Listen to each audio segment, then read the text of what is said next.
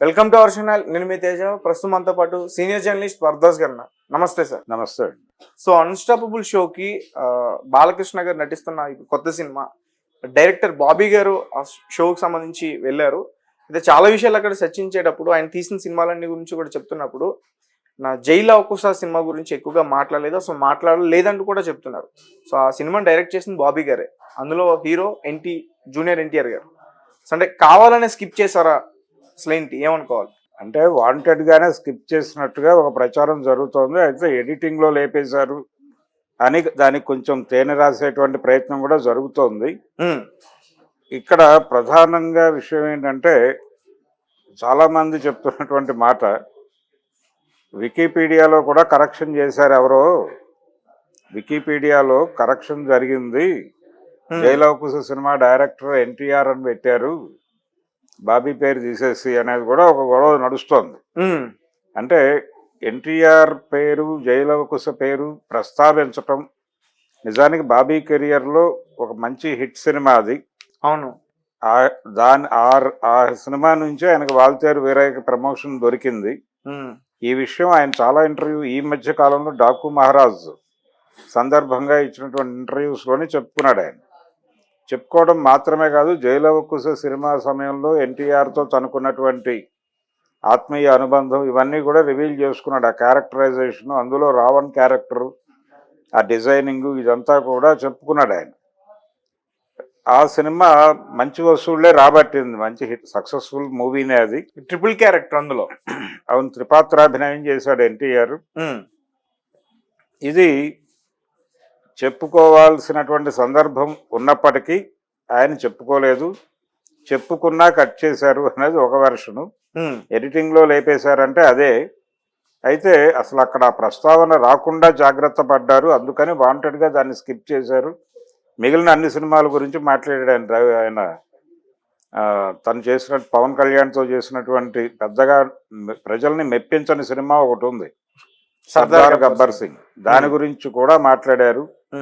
ఆ cinema experience అంటే పవన్ కళ్యాణ్తో ఇప్పుడు ఆయనకి పొలిటికల్ రిలేషన్ ఉంది కాబట్టి అది అడ్మిట్ అయిపోయింది. పవన్ కళ్యాణ్ బ్రదర్ కాబట్టి చిరంజీవి గారితో చేసిన వాల్తేరు వీరయ్య పాస్ అయిపోయింది. తన రక్తబంధం అయినటువంటి, తన ఇంటి పేరుతో ఉన్నటువంటి హీరో అయినప్పటికీ ఇతన్ని అవాయిడ్ చేశాడు వాంటెడ్గా.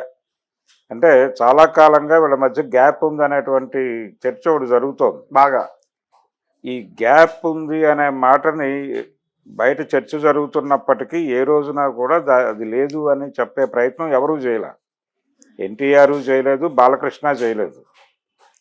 అది నడుస్తోంది, ఆ రిఫ్ట్ నడుస్తోంది.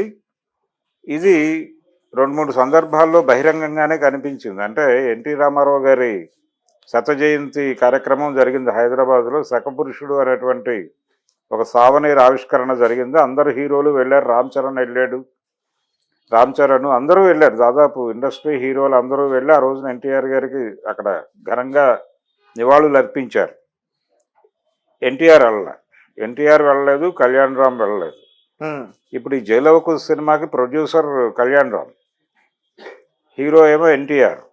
వాళ్ళిద్దరి ప్రస్తావనలో లేకుండా నడిచింది అనేది గొడవ. ఆ రోజున ఆ ఈవెంట్కి కూడా వాళ్ళిద్దరూ వెళ్ళలేదు. అలాగే ఎన్టీ రామారావు గారి జయంతి సందర్భంగా అక్కడ మే 28 ఘాట్ దగ్గర అందరూ వెళ్ళి నివాళులు అర్పిస్తారు, ఫ్యామిలీ అంతా. అవును. నివాళులు అర్పించే సమయంలో ఎన్టీఆర్కి సంబంధించినటువంటి కొన్ని ఫ్లెక్సీలు పెట్టారు అక్కడ. ఆ ఫ్లెక్సీలు పీకేమని బాలకృష్ణ గారు అన్నట్టుగా ఒక వీడియో వచ్చింది అప్పుడు. ఆయన వచ్చి అవన్నీ తీసేయండి అన్నారు. అవన్నీ తీసేయండి అనే మాట నడిచింది బయట. ఏవి తీసేయమన్నారు అని వివరణ ఇచ్చారు తర్వాత. ఆ వివరణ వాళ్ళు ఇవ్వాల, బయట జనాలు ఇచ్చుకున్నారు. అలాగే మీడియాలో దాని మీద వ్యాఖ్యానాలు నడిచినాయి. ఆయన తీసేయమంది ఎన్టీఆర్కి సంబంధించిన ఫ్లెక్సీలు అని, జూనియర్ ఎన్టీఆర్కి సంబంధించిన ఫ్లెక్సీలు, అవి తీసేయండి అని అన్నారు. ఆయన తీసేశారు ఇమ్మీడియట్గా అని. అక్కడ సీనియర్ ఎన్టీఆర్కి సంబంధించిన బ్యానర్లు అవి మాత్రమే ఉండవలను తప్ప ఇంకెవరిది ఉండకూడదు అనే ఉద్దేశంతో బాలకృష్ణ గారు అలా అన్నారు తప్ప జూనియర్ ఎన్టీఆర్ మీద ప్రత్యేకమైనటువంటి క్రోధంతోనో కోపంతోనో కాదు అనే మాట కూడా వినిపించింది అప్పుడు. కానీ ఈ శకపురుషుడు కార్యక్రమానికి రాకపోవడం, అలాగే ఎన్టీఆర్ శత జయంతి ఉత్సవాలు తెనాల్లో రెగ్యులర్గా జరిపారు సంవత్సరం అంతా. అందులో జరిగినటువంటి ఏ ఈవెంట్లోనూ ఎన్టీఆర్ కనబడలేదు. బాలకృష్ణ వెళ్ళాడు. ఎల్ విజయలక్ష్మి గారిని తీసుకొచ్చి సన్మానం చేశారు చాలామందిని. ఆవిడ అమెరికాలో ఉంటే అమెరికా నుంచి తీసుకొచ్చి అక్కడ సత్కరించారు. ఇన్ని జరిగినప్పటికీ ఏ ఒక్క ఫంక్షన్లోనూ జూనియర్ ఎన్టీఆర్ కానీ కళ్యాణరామ్ కానీ కనిపించలేదు. అవును సార్. ఇదొకటి. తర్వాత ఏ ఇతర కార్యక్రమాలు వాళ్ళ ఫ్యామిలీకి సంబంధించినటువంటి ఏ ఫంక్షన్స్లోనూ వీళ్ళు కనిపించడం లేదు. ఇద్దరు ఒక తారకరత్న చనిపోయినప్పుడు వీళ్ళు స్పందించారు, వెళ్ళారు. ఆ తర్వాత ఫిల్మ్ ఛాంబర్లో ఆయన డెడ్ బాడీని అక్కడి నుంచి మూవ్ చేసే సమయంలో వీళ్ళిద్దరూ ఎదురుపడినప్పుడు ఆయన మొహం తిప్పుకుని వెళ్ళిపోయారు బాలకృష్ణ గారు అనేది కూడా ఒకటి ట్రోల్ అయింది. అయితే వీళ్ళిద్దరి మధ్య ఏదో ఉంది, బాబాయ్ అబ్బాయికి మధ్య పడటం లేదు, ఈయన పొడ ఆయనకి గిట్టడం లేదు, ఆయన పొడ ఈయనకి గిట్టడం లేదు అనేది బయట ఇంత చర్చ జరుగుతున్నా కానీ దీన్ని ఏదో మేరకు అంటే ఈ క్రైసిస్ మేనేజ్మెంట్ ప్రోగ్రామ్ చేయడానికి ఎవరూ ముందుకు రాలేదు. ఆయన అంటే మొన్న విజయవాడ వరదలు వచ్చినప్పుడు ఆయన ముందు దానికి ముఖ్యమంత్రి సహాయ నిధికి డబ్బులు ప్రకటించిన వాడు ఎన్టీఆర్ ప్రకటించిన తర్వాత మిగిలిన హీరోలు ప్రకటించారు. ఆ ప్రకటించిన సందర్భంగా లోకేష్ ట్వీట్ చేశాడు థ్యాంక్స్ చెప్తూ, అంతే. అంతకు మించి ఎక్కడా కూడా ఈయన ఎక్కడా అతని గురించి మాట్లాడలేదు. అంటే సినిమా పరిశ్రమ నుంచి చాలామంది స్పందించారు అనే ఒక సభలో ఈయన మాట్లాడినప్పుడు కూడా పేర్లు మెన్షన్ చేయాలి. పేర్లు మెన్షన్ చేయకుండా అందరికీ అంటే ఇండస్ట్రీ నుంచి మంచి స్పందన వచ్చింది దీని మీద అని బాలకృష్ణ గారు మాట్లాడిన సందర్భంలో పేర్లు పెట్టకుండా మాట్లాడటం వెనకాల ఈయన పేరు కూడా మాట్లాడాల్సి వస్తుందని మాట్లాడలేదనే మాట కూడా నడిచింది. ఇలా చాలా సందర్భాల్లో వీళ్ళ మధ్య ఒక రిఫ్ట్ ఉంది అనేది ఎస్టాబ్లిష్ అవుతున్నప్పటికీ ఇది లేదు అని చెప్పే ప్రయత్నం చేయలేవరు. చేయకపోవడంతో ఉంది అనే అభిప్రాయమే కొనసాగుతోంది ప్రపంచంలో. ఇప్పుడు ఈ అన్స్టాపబుల్ షోకి డాకు మహారాజ్ టీం రావటం, ఈ టీం ఇంటర్వ్యూ సందర్భంగా ఆయన మాట్లాడుతూ అసలు అంటే ఇతను తీసినటువంటి గత సినిమాల్లో ఎన్టీఆర్తో సినిమా చేశాడనే ప్రస్తావనే రాకుండా షో నడపటం, అలాగే ఆ హీరోలతో ఎక్స్పీరియన్సెస్ అవన్నీ షేర్ చేసుకున్నాడు ఇతను. అక్కడ ఎక్కడా కూడా ఎన్టీఆర్ ప్రస్తావన లేకుండా నడపటం, ఇవన్నీ కూడా వాళ్ళ మధ్య స్టిల్ ఇప్పటికీ వాళ్ళ మధ్య ఒక రిఫ్ట్ ఉంది అనే విషయం ప్రపంచం ధృవీకరించుకోవటానికి ఒక అవకాశం కల్పించినట్టుగా చూడాలి. అంటే గొడవ ఉంది, వాళ్ళు వాంటెడ్గానే అవాయిడ్ చేస్తున్నారు. పర్టికులర్గా ఫ్యామిలీకి సంబంధించిన పార్టీకి సంబంధించిన ఏ వేడుకల్లోనూ వాళ్ళు పాల్గొనటం లేదు. అవును, గతంలో ఒకసారి ఆయన ఎన్టీఆర్ పేరు మార్చాడు. ఎన్టీఆర్ హెల్త్ యూనివర్సిటీకి ఆయన పేరు తీసి వైఎస్ఆర్ హెల్త్ యూనివర్సిటీ అని మార్చాడు జగన్మోహన్ రెడ్డి. అది పేరు మార్చినప్పుడు అందరూ విపరీతంగా ట్వీట్లు చేశారు. ఎన్టీఆర్ స్పందించాల్సినంతగా స్పందించలేదు అని చెప్పి టీడీపీ క్యాడర్ రోడ్డు మీదకి వచ్చి మైకుల ముందు మాట్లాడారు ఎన్టీఆర్ని తిడుతూనే. అంటే పార్టీ నాయకత్వానికి తెలియకుండా అది జరిగిందని అనుకోలేము. పార్టీ నాయకత్వం ఆదేశంతోనే వాళ్ళు బయటకు వచ్చి తిట్టి ఉంటారు. ఇది కొంత ఎస్టాబ్లిష్ అయింది. ఇలా నిజానికి వాళ్ళ కుటుంబ వ్యవహారం, వాళ్ళు ఎలా హ్యాండిల్ చేసుకుంటారు అనేది లోపల ఇంటర్నల్ గొడవ. అది రకరకాల సందర్భాలలో ఈయన అవమానానికి గురైన ఉదాహరణలు అనేకం ఉన్నాయి. అంటే అవమానాలకి గురైంది ఎవరు?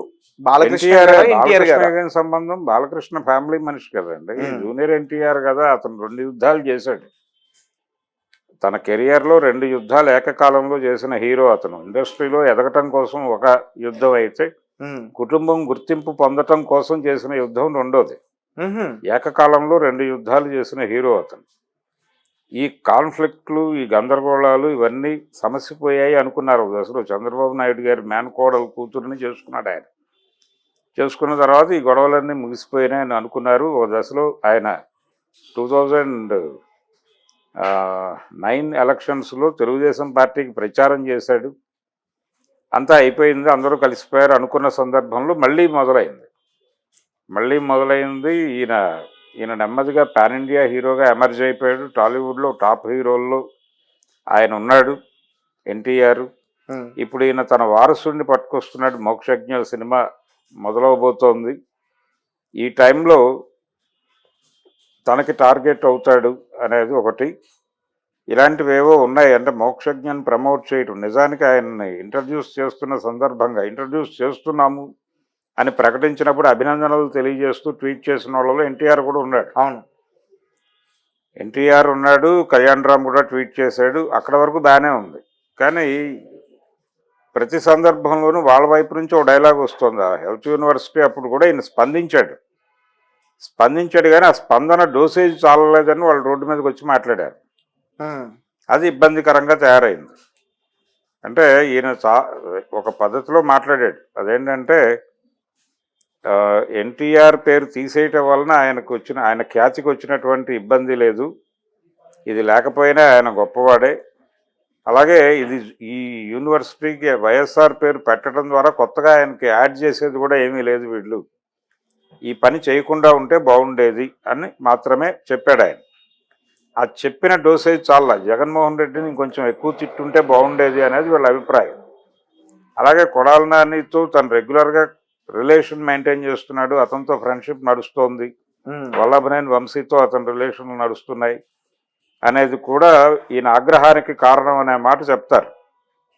ఇవన్నీ కలగలిసా లేకపోతే లేదా అనేది పక్కన పెడితే కొంతవరకు ఎన్టీఆర్ని అవాయిడ్ చేయాలని బాలకృష్ణ అనుకుంటున్నట్టుగా 2-3 సందర్భాల్లో కనిపిస్తుంది. అది వీళ్ళు పబ్లిక్ ఫిగర్స్ కాబట్టి బయట ప్రజలందరూ మాట్లాడుకుంటారు.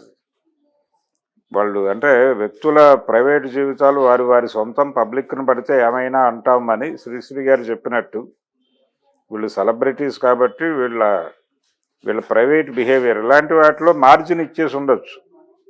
జైలవకుశ సినిమా గురించి మాట్లాడి బాగా చేశాడు మీ అన్నగారు అబ్బాయి అని ఆయన అంటే అవునని ఆయన కొంచెం దెబ్బ చరుచుకుని అలా చేసుంటే ఒక మంచి మెసేజ్ వెళ్ళుండేది ప్రపంచంలో. అది జరిగి ఉందేమో తెలియదు. కానీ బయట ప్రచారం అవుతున్న దానిలో అయితే వాంటెడ్గానే అవాయిడ్ చేశారు అని, అవాయిడ్ చేయడం జరిగింది అని. అయితే ఇది ఫ్యాన్ వార్గా మార్చే ప్రయత్నం చేయొద్దు.